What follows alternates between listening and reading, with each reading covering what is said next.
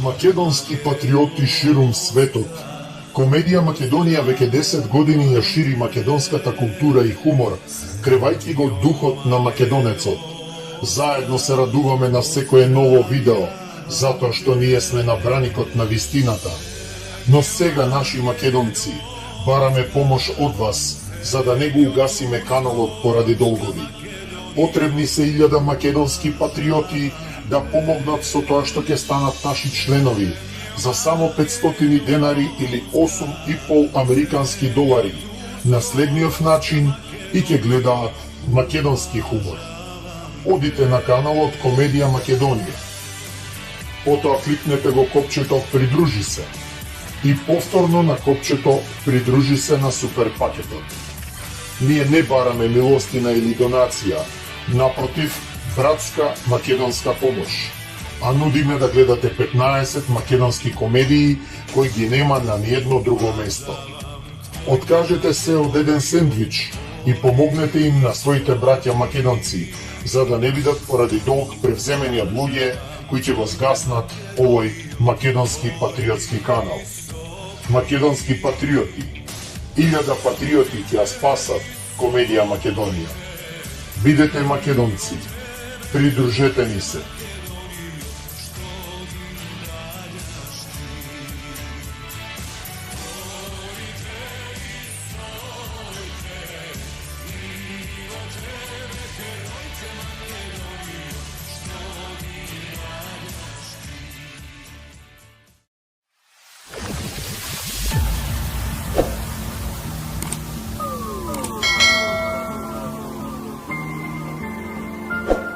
Дека со оваа новава реформаторска влада, дека конечно ќе има пари, ќе цветаат инвестиции, економијата ќе цвета, бизнисот ќе цвета, стопанството ќе цвета, сите ќе цветаме. Иако после 5 години мене ми стана јасно дека од толку цветање мене само газов ми се расцвета, ама за тоа ќе ви кажувам малце попосле. И ја така стоиме ние на плоштад, сонцето пече, ја му викам на Перо, ајбе викам да се повлечеме овде под стреава, под сенка, оти викам ако продолжиме тука да стоиме и да го лижам сладоледов, ќе треба со лажичка да го сркам. И ние се повлекуваме нели под сенка, јас си лижам релаксирано, Перо нешто драпа, ја него ни слушам, ама многу добро го слушнав кога ми побара 1000 денари на заем, зашто наводно новчаникот го заборел у другите панталони, а требало да ја купи лек на мајка му што не бил на позитивна листа. И сега вие сигурно ќе се запрашате што има везе муабетов со Перо со мојата голгота по доктори и болници. Да слушајте сега. Значи ја му давам 1000 денари, он ги зима, жив среќен, тргнуе да ме полюби на античко-македонски начин, ја инстинктивно му се тргам, пошто претходниот ден го гледав на телевизија оној холивудскиот филм Александар Македонски и ми текна како Александар у филмот ги љубеше своите генерали на античко-македонски начин. Знаете вие како е тој античко-македонски начин на љубење? Па она бе со јазици сега, знаете. Знам сега некој ќе каже, не, тоа е француски начин на љубење. Па не е тачно. Французите тој начин на љубење го презеле од античките македонци. Само први им текнале да го брендираат, па така сега се вика француски. И ова е тачно. Ова е тачно. Паско ми кажа.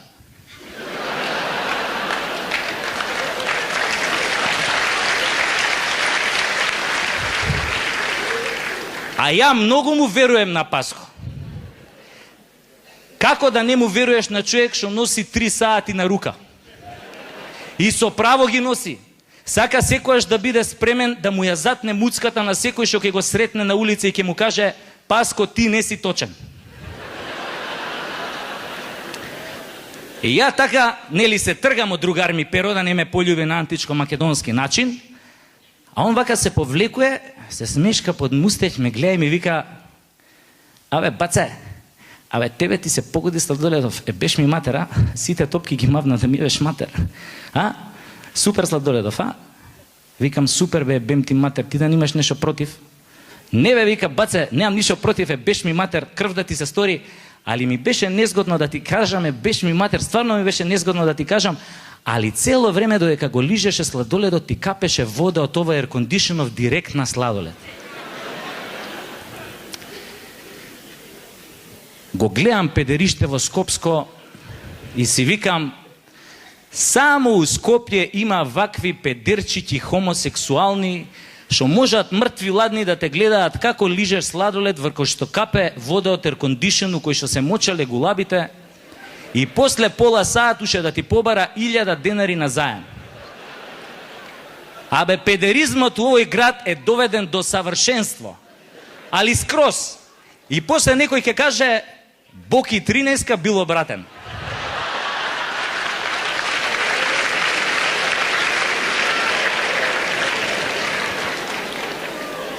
А никој не се прашуе, од кај научил Боки 13 да биде таков?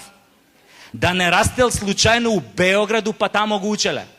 Не бе, Боки има растено у Скопје, овде научил да биде таков. И знаете што ми е најстрашно? Што мислам дека голем дел од тие што го учеле се тука вечерва меѓу нас. Или кажано на северно-македонски дијалект, неко меѓу нама nije наш.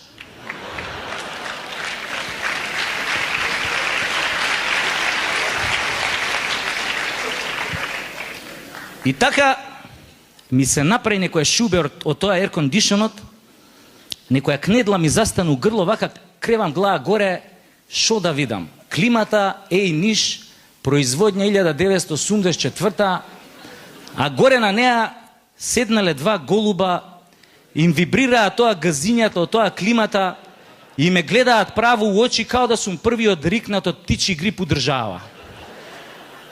Леле, луѓе, ко ми се врати сладоледот у ждрик, а ждригот која ми замириса на птичја кака. Викам, абе, кај најдов да лижам сладолед, која пола свет леп нема да јаде, бе.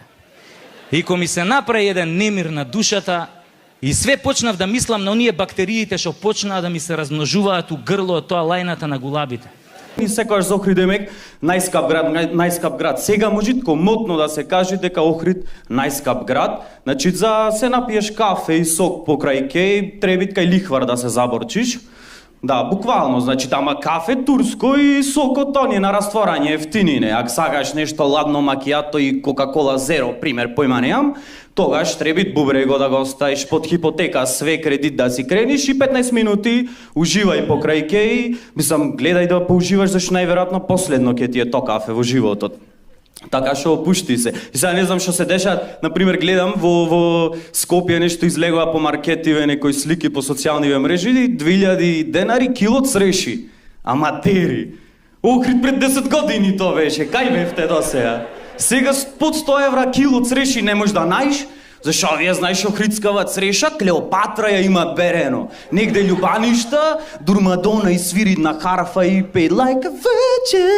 Е катастрофа, зашто мислиш ти кој ќе касниш од оваа црешава, соко в уста што ти влег вид, го име праено ко коктел 10 божици пресвети кои сосеќаш ко на Клеопатра невиноста да ја имаш земено. Значи, до толку е работава, преако е. А сега пред некој време со другари бевме до Битола и седвиме во еден кафич и идат келнеров и никат, дечки, да знаете, од пред некој време цениве поскапеа, да не се изненадите. Му викам, брат, од Охрид сме, мислам, колку ќе се изненадиме. Не, викат, јас да ви кажам, да не речите после нешто многу скапи. Добро, му викам, носи ценовников, гледаме, еспресо 5, макијато 60, 7 сок 70, да му викам, брат, да се изненадивме, реално, ама колку беше ефтино. Му викам, со стандардот во Охрид, колку што трошиме, реално можам цело мени да ти го нарачам, пола од кафичов да ти купам, бакшиш да ти остави пак поевтино да си поминам, од колку Охрид покрај кеј. Катастрофа е, значи до толку е работава. Иначе, ако ви изгледа малце како потресен така вечерва, тоа е затоа што идав од Охрид, по фамозниот автопат, обид за автопат, се извинувам, Охрид Кичево. Да, автопатов го прави толку долго што во исто време, значи кога ќе го пуштат во употреба, во исто време и за музеј ќе го прогласат. Толку години го прават. Се булдужер тој што возите внукот на та првата генерација што почнале да го прават. Знаеш, ко не била ни фирма тогаш. Тоа нешто невладина организација, здружение на граѓани ги нашле дебарца, рестрико елате овде дупкиве да ги пополниме, овие од Велме, ајде, ко на искусни овде дупкиве да ги пополне, толку е. Германци во Втора светска војна по Минско поле го имат користено, имат речено стај го ким се најдно, овие глупи се за автопат ќе го користат. Катастрофа. Не знам, онде сигурно и не знам дали имате заприметено кој кјошко со бранчиња е некоја, видиш, вака се движиш. Сигурно Јордан Плевнеш идејно решение има давано, нешто за уметнички дојам да имат. Тоа е затоа кога ќе се движиш на кај Охрид, да го почувствуваш разбранетото езеро на асфалтот, Охрид Кичево. Ам добро, тоа е кога ќе на кај Охрид, знаеш дека езеро имат, разбирам, а кога ќе од Охрид на кај Кичево, па тогаш едноставно ќе кажете кичевска работа, тоа е. Кичевска работа ти е единица мерка за нешто што не чини во државава. Зашо сааш кажи, масава кичевска е, не чини, тргнете, а толку е, така се. Јако, баба ми која бев мал, вака ми викаше. Кире, учиш школу да работиш у канцеларiju. Ако не учиш школу, ќе будеш жандар. Само за жандар не траже школу. И куче од улицу да го однесеш у полицију, вуче ќе стане.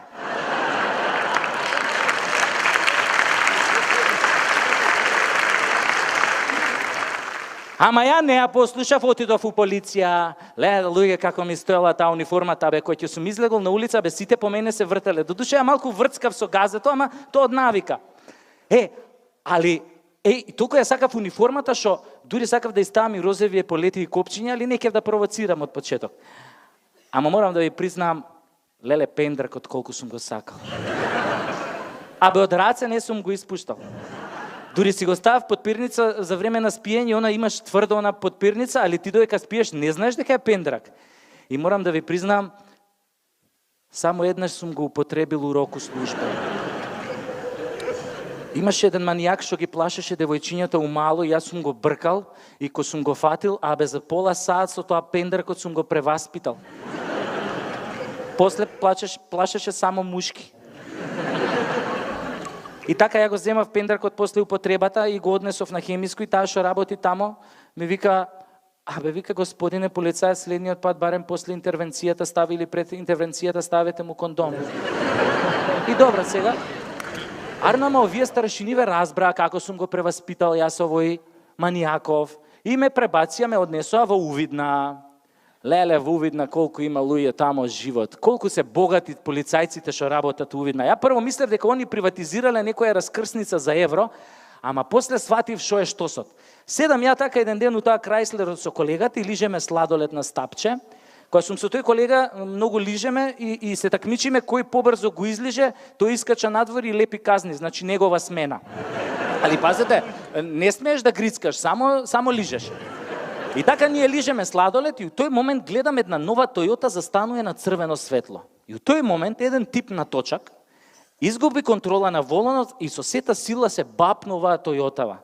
Овој колегава срипа, ги извади тоа гаките од испотениот гъс, тргна кон овој несреќава удесов, ја тргна веднаш по него и како дојдовме до колава, овој возач што беше на Тојотава, еден целиот така бланширан, излезе од Тојотата и почна да му се дере на овој што го удри со точакот. Па гледаш ли каде возиш наркоманиште едно джанкерско? Па нели гледаш колку васпитано си стојам овде на семафор со чичка нова кола и ти се најде да ми ја демолираш шабанарио една селјачка. Па вчера татко ми ја купи да ме почасти за отварањето на мојот нов салон и ти се најде тука да ми ја удираш мастурбанту еден дркаџиски. Па имаш ли ти уопште можност да ме обештетиш бе шупак еден издрндан?